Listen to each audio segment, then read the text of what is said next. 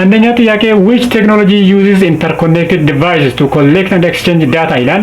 ስለዚህ በትክክል የትኛ ቴክኖሎጂ ነው የተለያየ ዲቫይሶች ኢንተርኮኔክት በማድረግ ዳታዎችን ኮሌክት እና ኤክስቼንጅ የሚያደርግ አይነት ኮንሴፕትን የያዘ ከነዚህ እንመርጣለን ማለት ነው።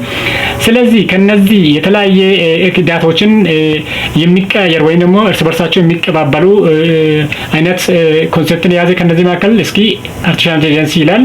ሁለተኛ አንደኛ ስንመለከት ኢንተርኔት ኦፍ ቲንግስ፣ ብሎክቼን፣ ሮቦቲክስ። ስለዚህ ትክክለኛ መልሱ የትኛው ነው ሆኖ በጥያቄው መሰረት ቢ ላይ ያለ ይሆናል ማለት ነው፣ ኢንተርኔት ኦፍ ቲንግስ። ምክንያቱም ከዚህ ከስሙ ራሱ ስንረዳ ኢንተርኔት ኦፍ ቲንግስ ማለት ፊዚካል ኦብጀክቶችን በኢንተርኔት የሚያተሳስር አይነት ኮንሴፕትን የያዘ ይሄ ነው ማለት ነው፣ ኢንተርኔት ኦፍ ቲንግስ ነው። ስለዚህ በጥያቄው መሰረት ቴክኖሎጂ ዩዝ ኢንተርኮኔክት ዲቫይስ የሚል የተለያየ ስማርት የሆኑ ዲቫይሶች ወይም ደግሞ ፊዚካል ኦብጀክቶች እርስ በርሳቸው በኢንተርኔት አማካኝነት በመተሳሰር ዳታዎች እንዲቀያየሩ እንዲናበቡ የሚያደርግ አይነት ኢንተርኔት ኦፍ ቲንግስ ብለን እንመልሳለን። ሶ መልሱ ቢ ይሆናል ማለት ነው። ኤክስፕላኔሽን ስንመለከት IoT connects device to share a data ይላል። ስለዚህ ዳታዎችን ሼር ለማድረግ እንዲቀባበሉ የሚፈቅድላችሁ ኢንተርኔት ኦፍ ቲንግስ ብለን እንመልሳለን። ወደ ሁለተኛ ጥያቄ ስንል ደግሞ ምንድነው ማለት artificial intelligence assistants like Siri or Alexa use blank ይላል።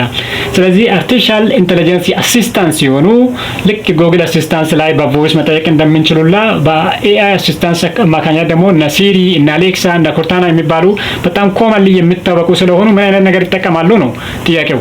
ስለዚህ ይሄ ላይ ምን ይላል? አውቶሜትድ ኢንተርኔት ይላል፣ ቮይስ ሪኮግኒሽን፣ አድቫንስድ ኢንቴግሬሽን፣ አክቲቭ ኢንተርፌስ ይላል።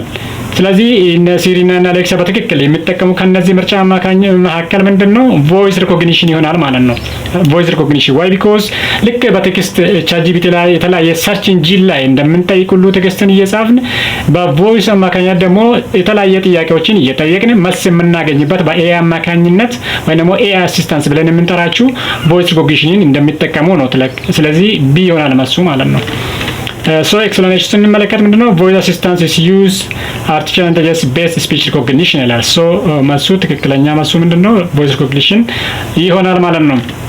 ኦኬ ወደ ሶስተኛ ጥያቄ ስንሄድ ደግሞ ስለ ብሎክቼንን ያነሳልናል። ብሎክቼን ኢዝ ሜንሊ ናውን ፎር ኢኔብሊንግ ዋት ይላል። ስለዚህ ምንን ያስችለናል? ምን እንድንጠቀም ነው የማስችለው? ወይም ደግሞ ብሎክቼን ኮንሴፕትን የማስረዳ ስለሆነ ኤ ላይ ምን ይላል? ቨርቹዋል ሪያሊቲ፣ ቢ ሴኩር ዲጂታል ትራንዛክሽንስ፣ ሲ ሶሻል ሚዲያ አፕስ፣ ዲ 3D ፕሪንቲንግ ይላል።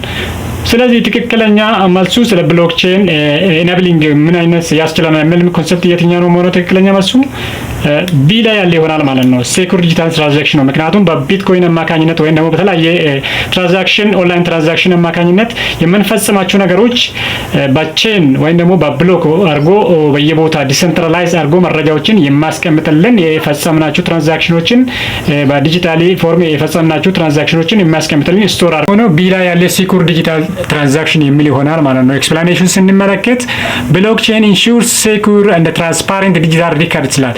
በትክክል ሲኩር በሆነ መልኩ ወይም ደግሞ ኢንክሪፕትድ በሆነ መልኩ መረጃዎቹን ትራንዛክሽኖቹ ይፈጸማሉ። በተጨማሪ ደግሞ ምንድነው ሪከርድ ያደርጋል በየቼኑ በየብሎኩ ብሎክቼን የሚባል ኮንሰፕት መረጃዎችን ወይም ሪከርዶች የተፈጸሙ ትራንዛክሽኖችን ስቶር አድርጎ የሚያስቀምጥ ወይም ደግሞ በሲኩር በሆነ መልኩ ዲጂታል ትራንዛክሽን እንዲፈጸም የሚፈቅድልን ኮንሰፕት ነው። ሶ መልሱ ቢ ይሆናል ማለት ነው።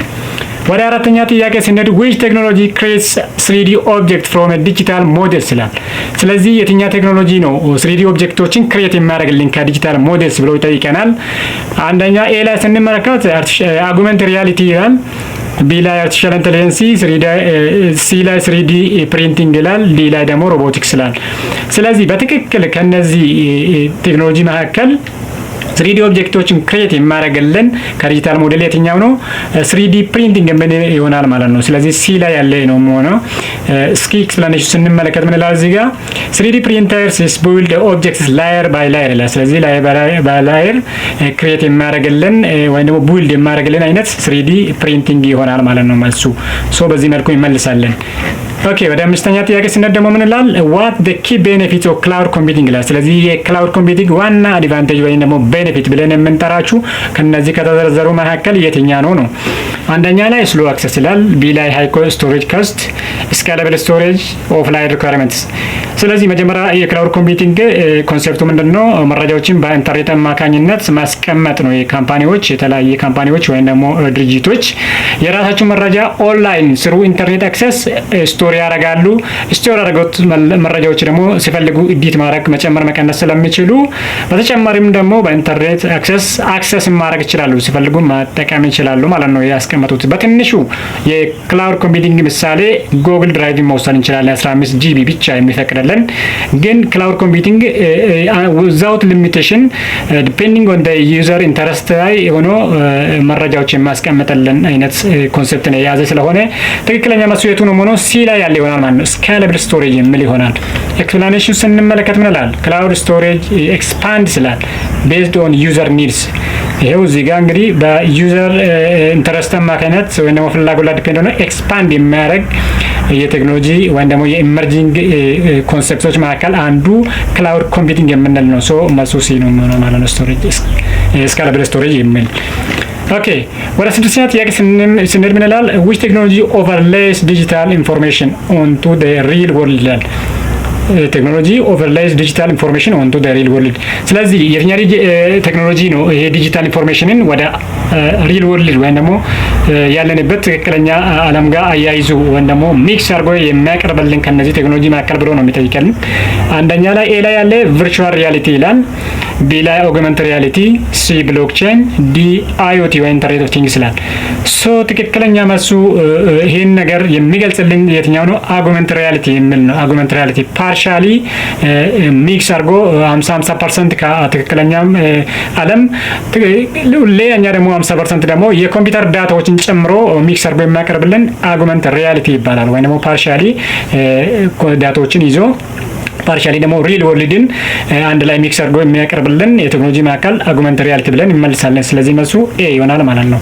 ሶ ኤክስፕላኔሽን ስንመለከት እንላል አጉመንት ሪያሊቲ ሚክስስ ቪርቹዋል ኤሌመንትስ ላይ ዊዝ ሪል ሰራውንዲንግስ።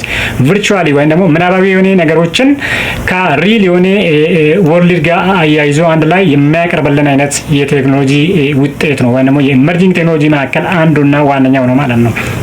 ኦኬ ስንቀጥል ሰባተኛ ጥያቄ ምን ይለናል?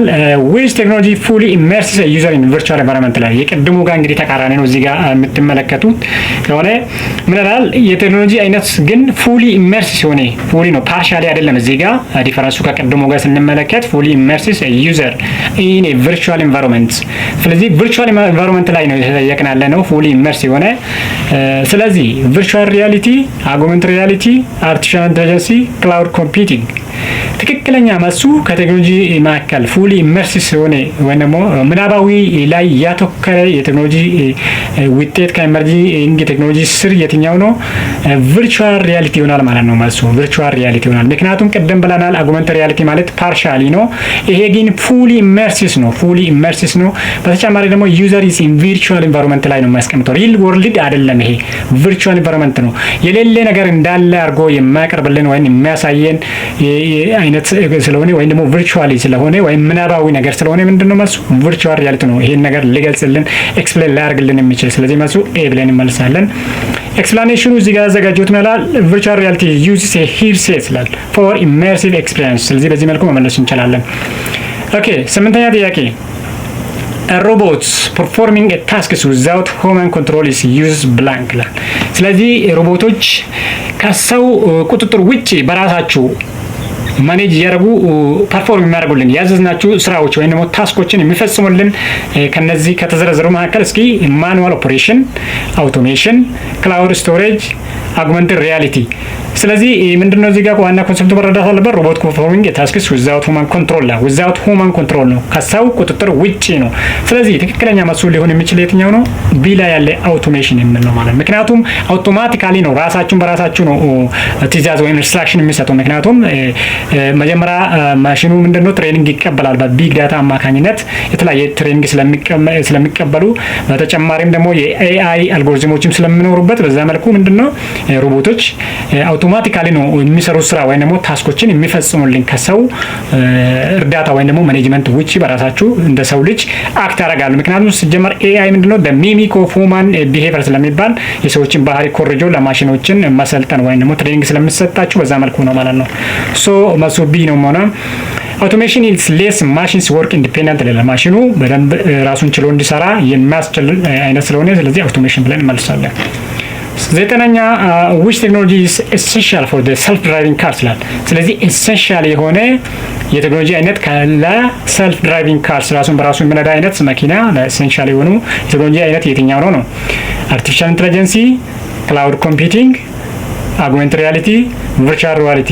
ይህ ግልጽ ነው። ስለዚህ ሰልፍ ድራይቪንግ ካሮች የተለያየ ሴንሰሮች፣ ካሜራዎች፣ ሶፍትዌሮች እና በተጨማሪ ጂፒኤስም ጭምር የተለያየ ቴክኖሎጂዎች የተገጠመላችሁ ስለሆነ ራሳችሁ ፊት ለፊታችሁ ያለው ኦብስታክልም ጭምር ዲቴክት እያደረጉ ስለሆነ የሚንቀሳቀሱት በኤአይ አልጎሪዝም አማካኝነት።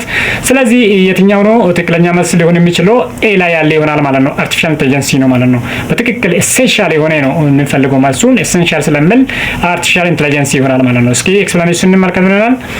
አርቲፊሻል ኢንተለጀንሲ ሄልፕስ ካርስ ዲቴክት ኤንድ ሪስፖንድ ቱ ሰራውንዲንግ ስላል አካባቢውን በደንብ ዲቴክት አድርጎ ወይም ደግሞ ቃኝቶ ይሄ እንቅፋት አለ ፊት ለፊት ላይ ይሄ ላይቱ አይደንቲፋይ አድርጎ ትራፊክ ላይቶችን በትክክል እንዲሄድ እንዲቆም የሚያስችላችሁ ምንድነው? የኤአይ አልጎሪዝም ነው። እሱ ነው ኤሰንሻል ብለን የምናስቀምጠው ማለት ነው ሰልፍ ድራይቪንግ ካር።